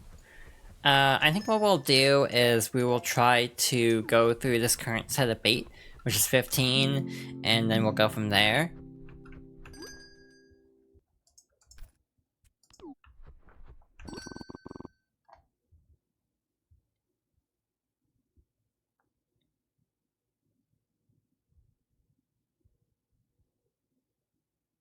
Yeah, we'll just drag out the stream even longer if I did that.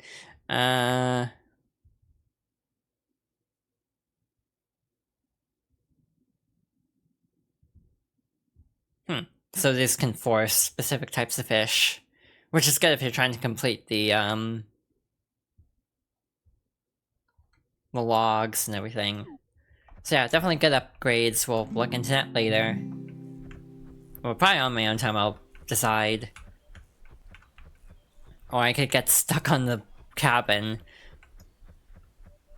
So yeah, there are good games coming out next year, just nothing I'm like overly jazzed about.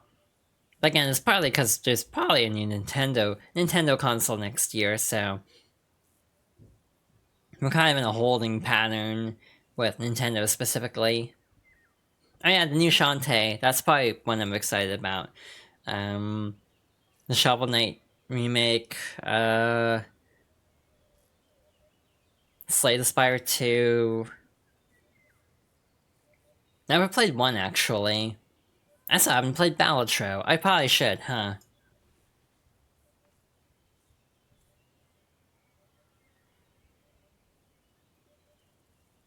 I swear like everyone's super into Balatro, but I'm also really bad at poker, so I don't know how that would go.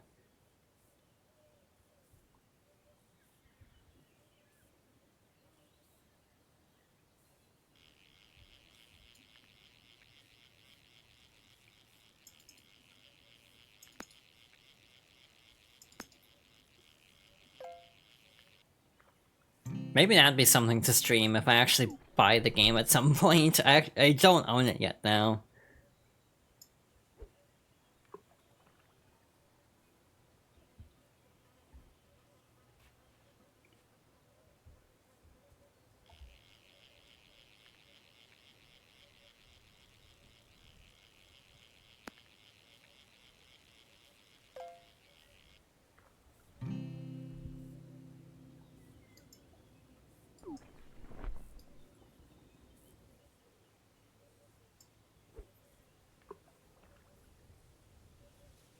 So yeah, basically, there are a lot of games I want to play on stream. And we'll get through, hopefully, a lot of them if I stream for a long period of time.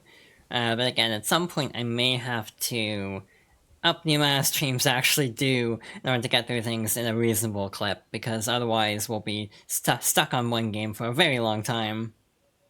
That game being Xenoblade 2. It's partly because it's been like, what, 7 years now? Yeah, it's been, oh my god, it's been 7 years. Next month will literally be 7 years. It was December 1st, I think. 2017. But yeah, it's been so long since I played Xenoblade 2, and I've been kind of like itching to go back to that game and give it another like look.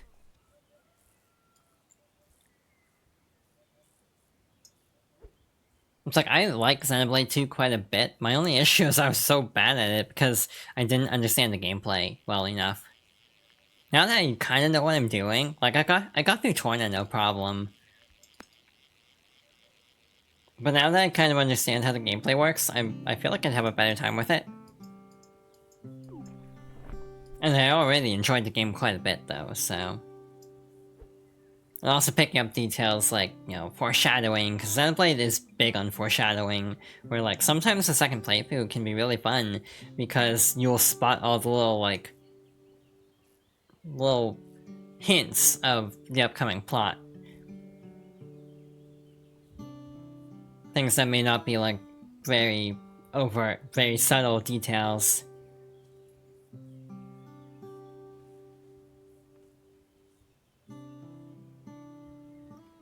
It's always one of those series that's like really hard to pipe up, because Xenoblade 2 especially definitely has some choices, mostly in character designs that are like... interesting. It's one of those cases of, yeah, like having things that may need to be overlooked to some extent. But I still swear by Xenoblade 2 is like still a very good game, and one of my favorites, even though there are things I wish had been done a little bit differently.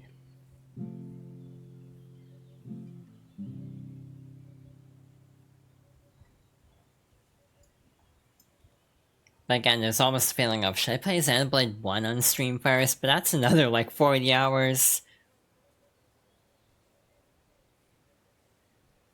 Again, maybe if like Switch 2 comes out and there's like an upgrade patch to fix like frame rate and stuff for 2, I'd also feel more inclined to go through 2 again. Also, if it's like full back compatibility, one nice thing is you can just like sell your old Switch to make back some of the costs, so it's not like, you know, going from PS3 to PS4 where it's like there's still merit to actually keeping a PS3, even if like PS4 is like the new exciting console.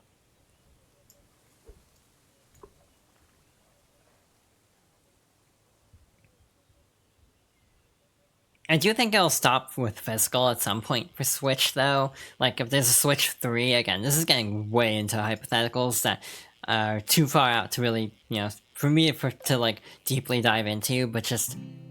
I do feel like there's going to come a time when, like, they change cartridge formats or something, so they'll do a thing where, like, your digital library carries over, but, like, maybe not the physical. Since they seem committed, at least, like, NSO and stuff transferring. Though Nintendo often goes like 2 gens that are connected, and then like the gen after is a new format, so nothing's compatible, and they have to like port everything over again for the billionth time. So yeah, that's like the thing I'm actually most excited about gaming-wise for next year, is what the hell is Switch 2 gonna be like? Ignoring all of the leaks, obviously, because depending on how much you've seen, there's a fair amount known about the Switch 2. But it could always be a case of, like, things changed in development, so there may still be surprises. Again, I've kind of come up with a weird prediction, and I don't know if it's going to be true or not, but, like, one of my big predictions for Switch 2, or next year in general, actually, is at some point, Switch or Switch 2 will get, the Animal Crossing Pocket Camp Complete, or Deluxe, or whatever it's called, the offline version, to drum up interest in the new Animal Crossing. It's like, I feel like it's very sus to me that they're making a $20 iPhone version of this game, because that feels like the price range of their budget titles on Switch. So I would not be shocked if Pocket Camp ends up on Switch 2. Really, the entire industry needs to adapt Hall effect sensors. Because it's not it's like Joy-Cons are the most susceptible to it, but like every console currently is having this issue because they're all using like old style like capacitive sensors that are just kind of not up to snuff really. But like if like the more companies eventually switch to Hall effect, the better. It's like I'm lucky I'm able to actually get my Pro controller to work still. It's like from launch. I've had to clean it out a few times, but it still works pretty okay. But yeah, if there was some patent a while ago for like a magnetic sensor inside the joystick or something. I don't remember the exact patent for Nintendo, but it's one of those things of this could be for a future gen, it might not be for this one, fortunately. But yeah, I feel like given everything with Switch 1, Hall effect should be something that they're strongly considering just to avoid a lot of issues. It's kind of like with the Xbox 360. Like, the amount of money spent refunding and replacing Red Ring units, and then redesigning the 360 to be, like, unbreakable, basically. They didn't want that to happen anymore, and so for every Xbox since the 360, they have overcompensated, and the motherboards are, like, braced super hard, so there's, like, no chance of flexing, and it's just, like, they do not want a Red Ring 2.0, basically. So yeah, that's why, again, whenever people are like, what's your number one hope for the Switch 2? Hall effect. That is literally my answer most of the time.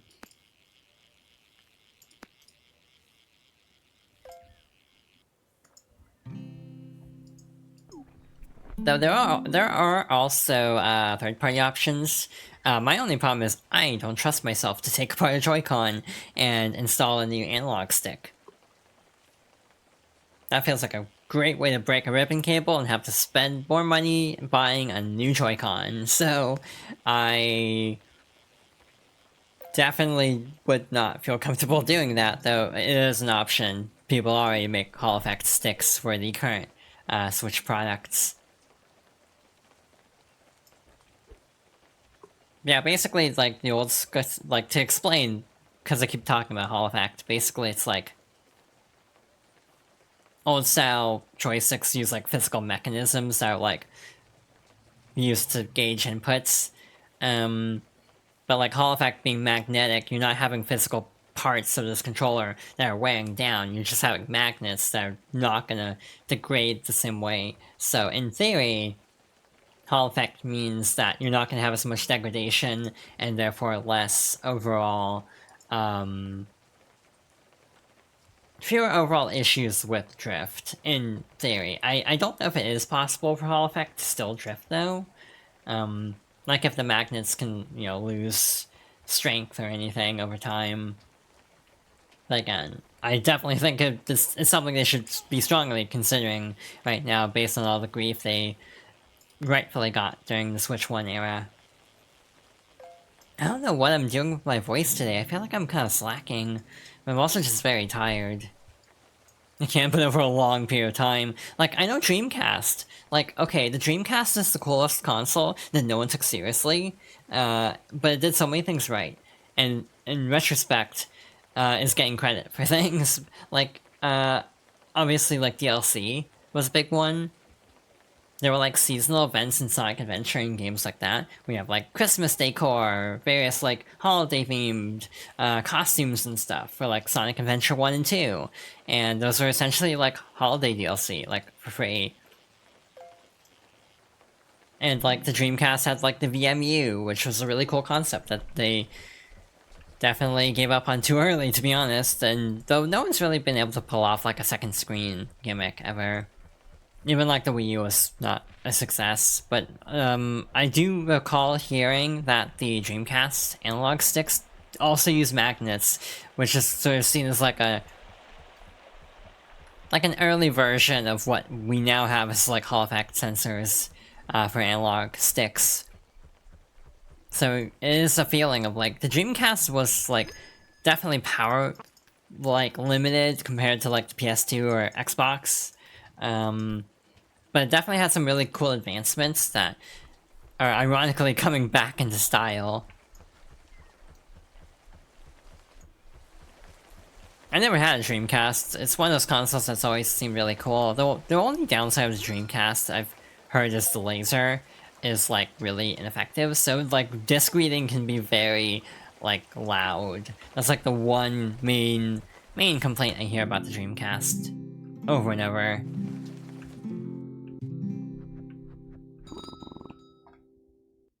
Yeah, Dreamcast crawled so the future consoles could run. That's a very good way of looking at it. I feel like speed is better than power, to be honest. I also don't know about all these. Maybe we should try some of these out at some point. Also never increased luck. There's also one for like... yeah, quick lure. I don't know if that'd be helpful or not. Yeah, these are like way out of the question for now. These will be helpful at some point, but I don't want to mess with that quite yet. Oh, all these are free. Can you have them all at once?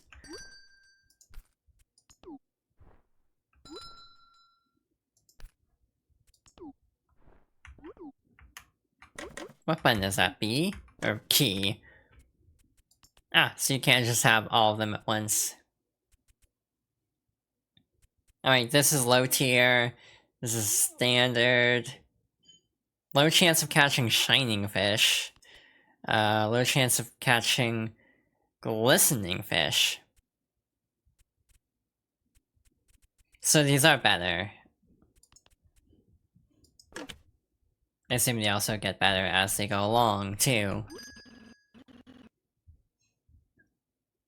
I'm almost tempted by these, to be honest. But again, that might not be the best use of money. I also never changed shirts. I want to see what this looks like.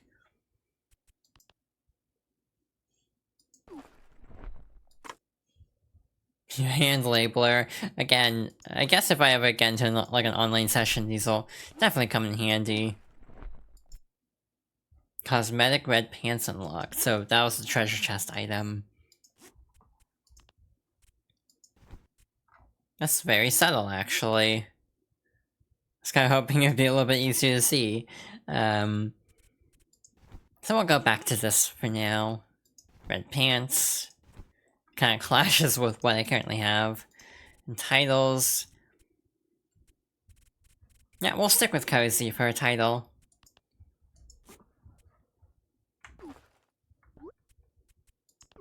So we'll save the game. I think we'll call it here, actually, just because, again, I already streamed longer than I had meant to. That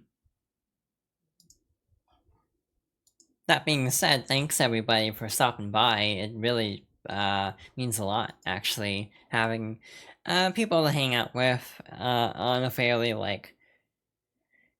heavy time to, again, be a little bit vague about it and not go into direct conversation about it. But yeah, I wish everyone the best. Again, I don't entirely know what else to say about it at this point, but just like... I hope everything is okay, both for everyone, like my friends, and for myself as well. And that's all I really can do at the moment. It's just... try to keep my chin up, as they say, and see how everything turns out. Definitely very scary, but yeah, I think we can get through this.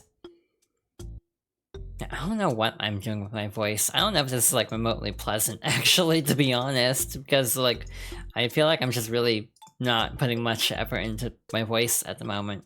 Partly because I'm very tired.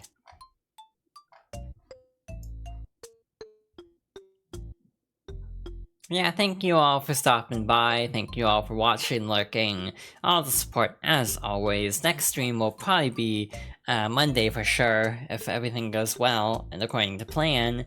We'll probably continue Wind Waker then, since we skipped this time. Wednesday next week, Lord knows what I'll be playing at this point, but we'll try to stay on the normal schedule. And again, I'll consider adding another day at some point, but for now, I keep running behind to the point where I'm barely making the times I say I'm going to be streaming, so I probably shouldn't tack on extra days quite yet. But yeah, thank you all for the head pats, thank you all for the support, the kind words as always. It does mean a lot to me. Again, it feels like a bizarre year in a way, because I went from like not doing any of this, to be honest, not actively transitioning, not streaming or anything, kind of being a loner, to like to where I am now. So no matter how stressful or like scary things get, I guess there's still this sort of feeling of like I am proud of what I was able to accomplish this year, even though it wasn't as much as I would have hoped, to be honest. But again, there are things from this year that I am proud of accomplishing. I'm not the best at like motivational speeches or like inspirational speeches, so I do apologize for that. I'm just kind of like trying to find the words, basically.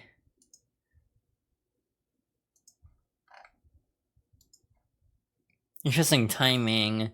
I'm tempted to do a raid, but I'm trying to make a decision, actually. Might want to raid someone new, but I also don't think we have a raid message today because we just fished the entire time.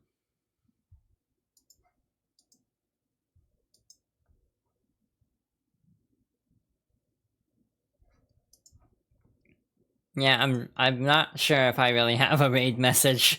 I'm trying to think of stuff I talked about.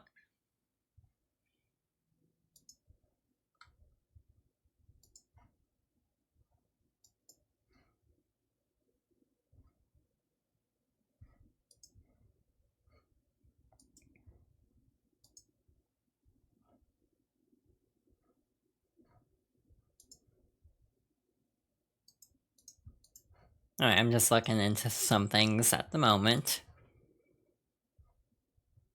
Where is it? Raid.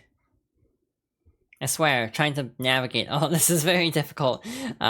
Still, I have not quite gotten used to like where everything is.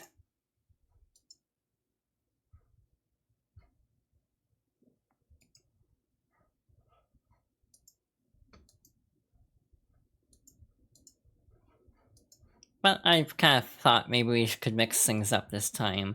I noticed, Maniacal was actually doing a 7-year streaming anniversary stream, so I think I'll send y'all, his way. So, and once again, thank you all for stopping by. Again, no raid message today, just gonna chill. But yeah, I hope everyone has a good rest of your day, and again, thank you all for the support and everything. It does mean a lot to me. And yeah, I feel like I'm just repeating myself at this point, so I think I'll wrap things up here. So thank you all once again, and take care.